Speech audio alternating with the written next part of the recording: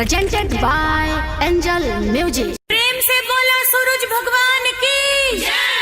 रउआ लोग सुनतानी दीवाना सत्येंद्र के आवाज में।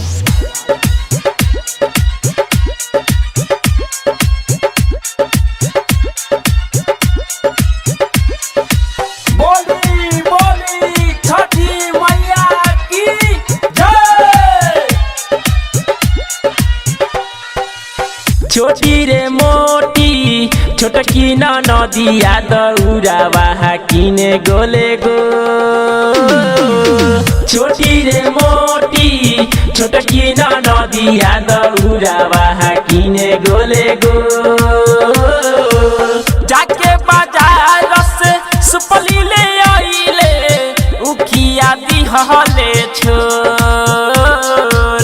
जाके बाजार से सुपली ले आइले उखिया दिहले छोर। छोटी रे मोटी छोटकी नदिया दौड़ावा किने गोले गो। छोटी रे मोटी छोटकी नदिया दौड़ावा किने गोले गो।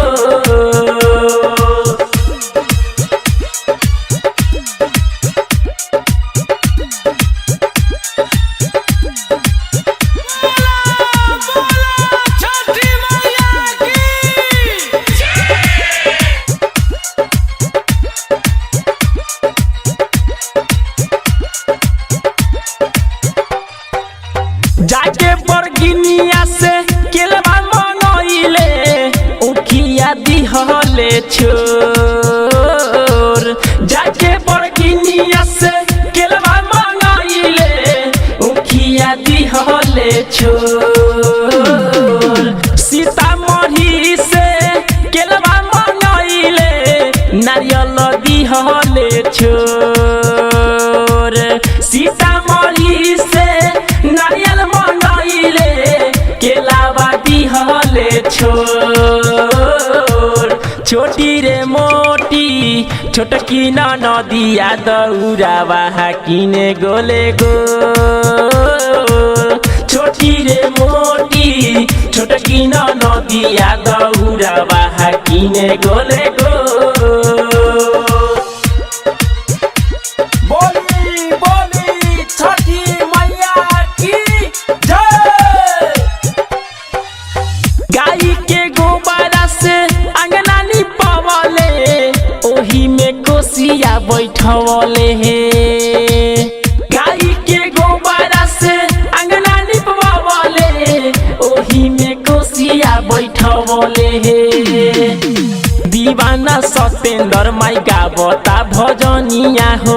दीवाना सत्येंद्र माई गावता भजनिया हो। छोटू करेला धूमधारा का हो माई राजा करेला धूमधारा का हो। छोटी रे मोटी छोटकी नदिया दौड़ावा किने गोले गो। छोटी रे मोटी छोटकी नदिया दौड़ावा किने गोले गो।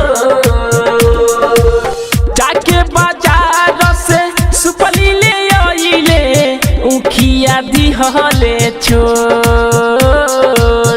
जाके बाजार से केलवा ले आइले सुपली दिहले छोर। छोटी रे मोटी छोटकी नदिया दौड़ावा किने गोले गो। छोटी रे मोटी छोटकी नदिया दौड़ावा किने गोले गो।